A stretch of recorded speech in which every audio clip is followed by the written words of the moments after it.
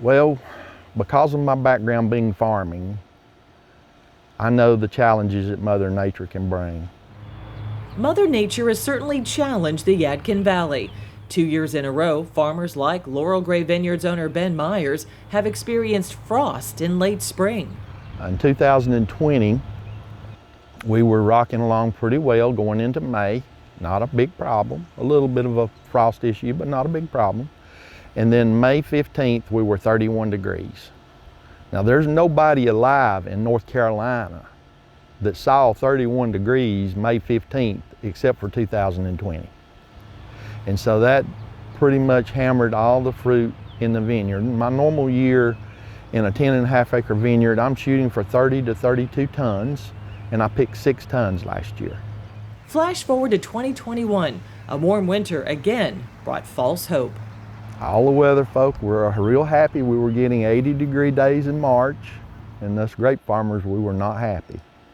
So then along in April came, and we had pruned the vines the best of our knowledge to try to protect our vine from that event. We were getting predictions of 34 degrees. It was the prediction. So at 34 degrees, you can expect a light frost with some damage, maybe 20 to 25% damage. Not terrible.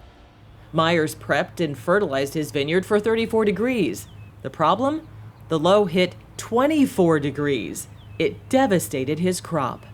I don't think I'll get 6 tons this year. I don't think I'll get as much as I got last year. At Laurel Gray, a loss of 30 tons of fruit, if we didn't turn it into wine, approximately we lost $70,000 of fruit in one night. If we'd have turned that into wine, it could have been worth $500,000. So 10 degrees miss on a prediction cost me a lot of money, but it also pretty much fried my grapes this year. I'm looking at one cluster. Yeah. There should be, what there should be, 2 clusters here, 2 clusters here, 2 clusters here, all the way through this vine. This vine should give me 14 to 18 clusters. We're looking at that, and that should be that long with baby grapes on it by now. So it's just not going to happen. You can even see a little bit of a remnants right here of some of the dead buds. You see that little dead thing right there? If that hadn't got killed 6 weeks ago, it would be up to here, and it would have 2. Here's some more that was killed, and they're drying up now. But that's what the frost and the freeze did to it. And so what I'm having to do is we have to farm the vineyard. We have to farm it just like it was full of grapes. These French varietals are very delicate, and we have to handle them just like they were loaded with fruit. We have to take good care of them this year, or we won't have fruit next year. As a longtime farmer, Myers knows the industry is not for the faint of heart. His heart stays in it for one very good reason.